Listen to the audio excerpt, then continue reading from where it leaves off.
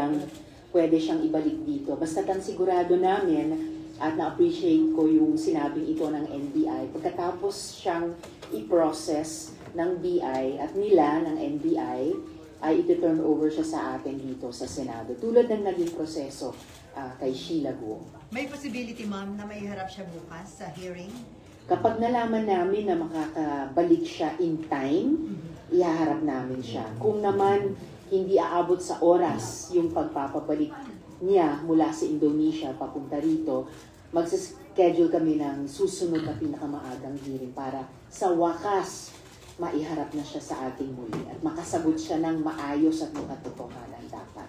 And are you hoping, and are you hoping and expecting na magsasalita na siya tungkol sa mga taong involved dun sa illegal operation at sino yung mga tumulong makalabas sila ng bansa? I'm fully expecting magsasalita na siya ng kumpleto at katotohanan. Kasi patunay itong pag-aresto sa kanya na hindi siya makakatakas talaga.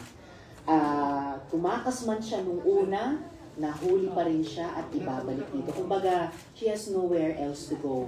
At yung mga tumulong sa kanyang makatakas, hindi namin sila tatantanan.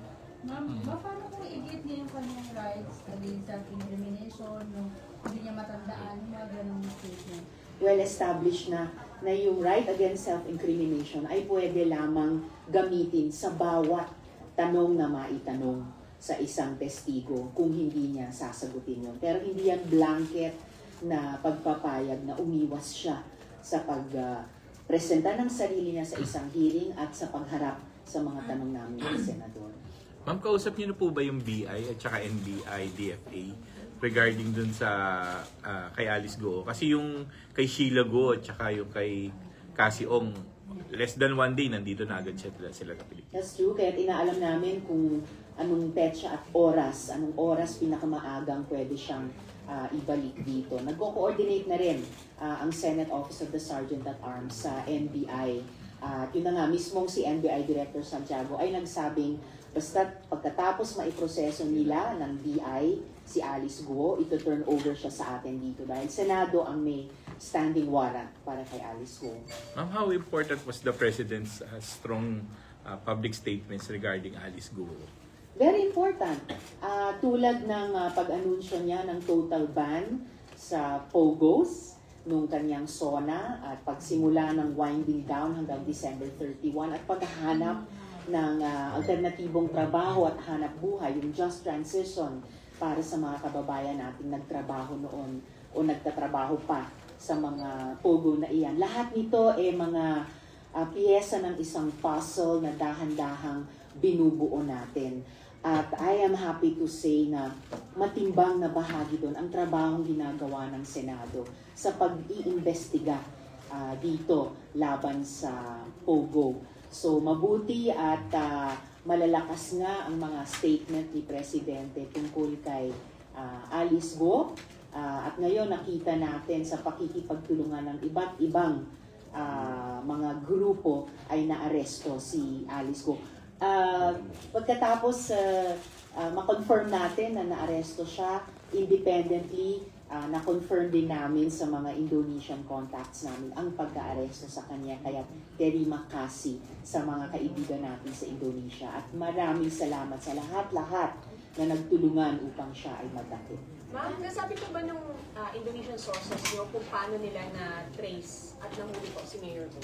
Bubuin pa namin yung account nilang iyon para doon din sa investigasyon ng Subcommittee on Justice and Human Rights tungkol partikular sa pagtakas ni na Alice Guo, ma-input namin yun at mabuo natin yung kwento ng kanyang pagtakas hanggang sa kanyang pag-aresto. Ma'am, makakaabot kaya sa hearing tomorrow or are there parang tina-target niyo po ba yun? Gusto niyo sana makaharap na siya tomorrow? I'm really hoping makaharap na siya bukas, so tina-target namin, but we can only target so much dahil malaking bagay muna malaman namin sa pagitan ng Indonesian at Philippine authorities kailan talaga at anong oras siya maibabalik dito. Ma'am, yung kapatid kaya niya na si Wesley Guo, meron rin po ba kayo information?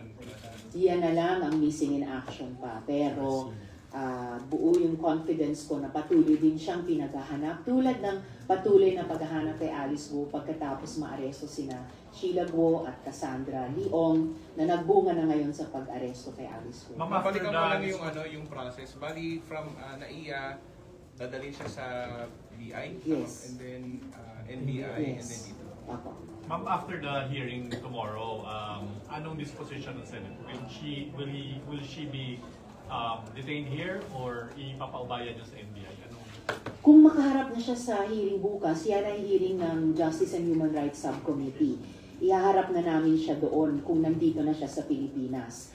Kahit pa makaharap na siya bukas, ang source naman ng warrant niya ay mula sa Senate Committee on Women. So kailangan po pa muna siyang humarap sa susunod na hearing ng Committee on Women bago makapag-desisyon kami sa disposition namin sa kanya. So she'll stay here or with the NBI? She will stay here at the Senate. Ma'am, would you call on the Department of Justice and other agencies na bilisan yung pagsasampa ng kaso? Kasi ma'am, pag nirelease ninyo from Senate custody, dahil halimbawa napaharap na siya or sumunod siya sa inyo, iba flight risk siya kung wala pa rin warrant of arrest from the courts. Tingnan po natin kung mahinog na yung unang-unang kasong isinampalaban sa kanya. Yun ang kaso ng DOJ for qualified human trafficking. So qualified trafficking in persons na isang non-bailable offense. At kung hindi pa man at that point in time, kasi dadaan muna siya sa pagharap sa Committee on Women, magdidesisyon pa kami kung palalayain na ba siya sa Senado or i-detain pa rin namin. Kahit pa umabot sa puntong iyon, kung may nahinog ng court warrant of arrest, well and good. Kung hindi pa man, we could ask the BI, meron ba silang standing complaints laban sa kanya bilang isang dayuhang nandito sa Pilipinas, on the strength of which pwede pa rin nila siyang i-hold.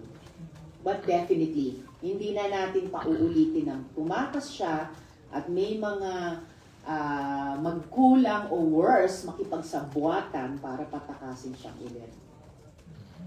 Ma'am, are you positive na this time ay magsasalita na siya ng totoo dun sa mga hearing?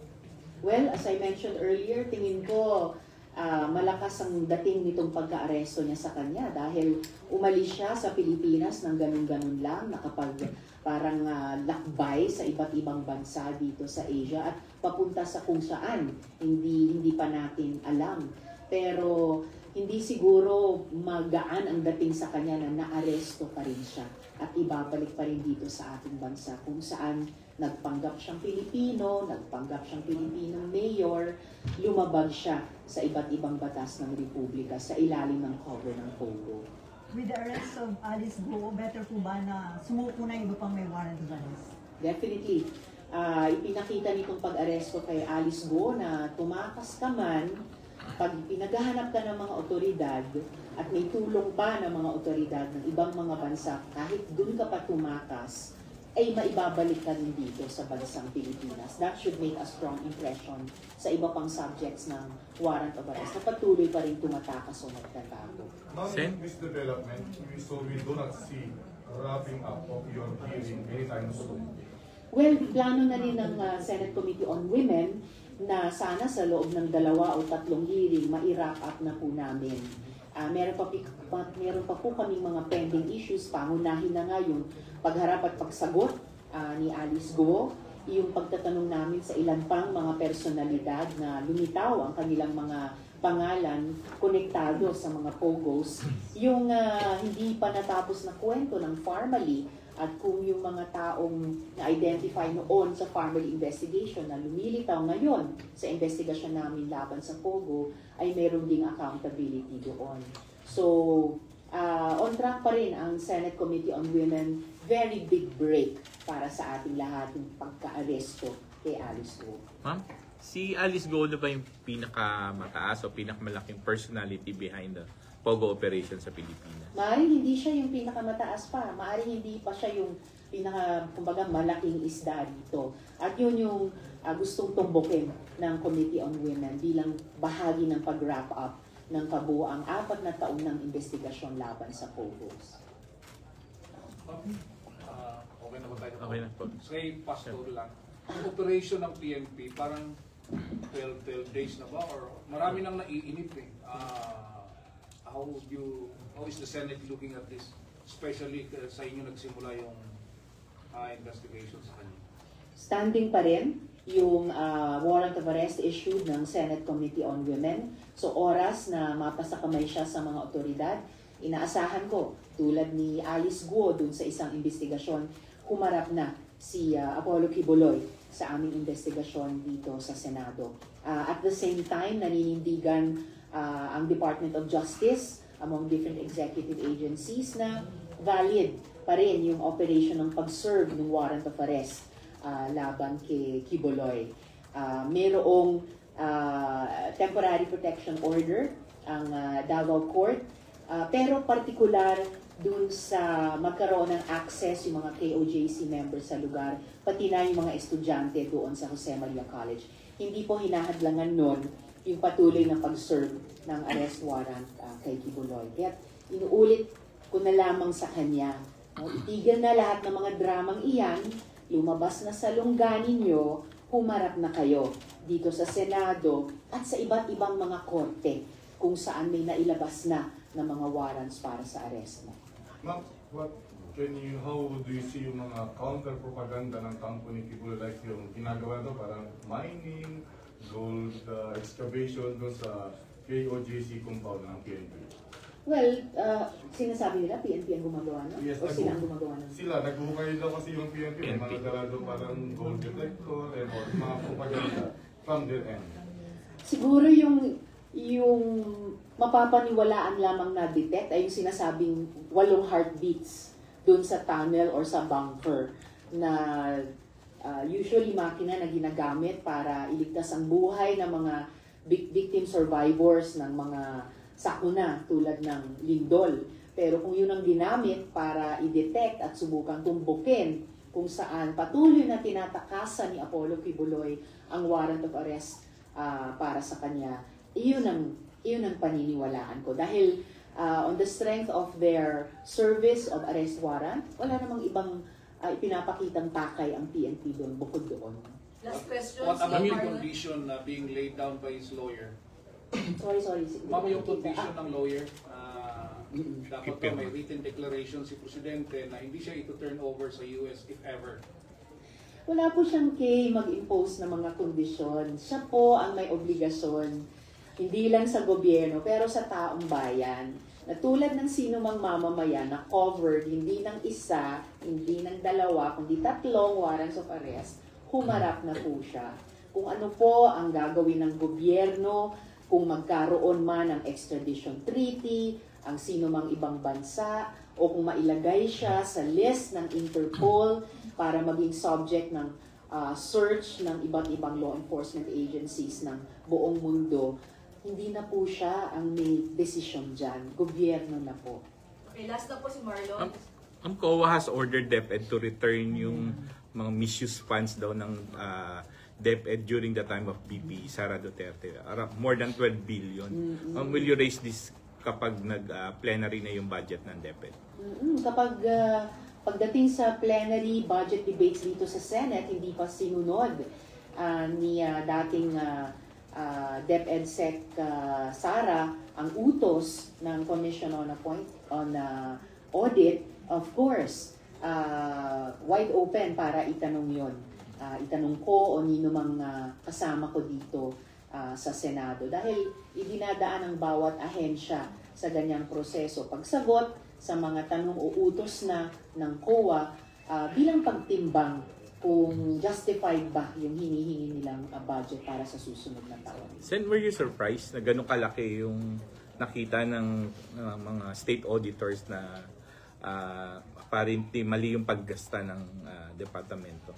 Hindi ako surprised. Kaya nga ni-raise namin dito sa Senado last year yung issue ng confidential and intelligence funds at legislative intent namin siguruhin na yung limited na pag-audit sa intelligence funds ay mas masunod at yung halos hindi pag-audit ng confidential funds ay malagyan po ng rules and regulations. Kaya nga po't nagbuo pa ang Senado ng Oversight Committee, di ba, joint sa House tungkol dyan sa Confi and Intel funds na yon. And I'm just very glad at grateful sa COA na isiniwalat nila ito sa ating lahat at sa buong publiko. Should the same scrutiny be applied to the budget of OP?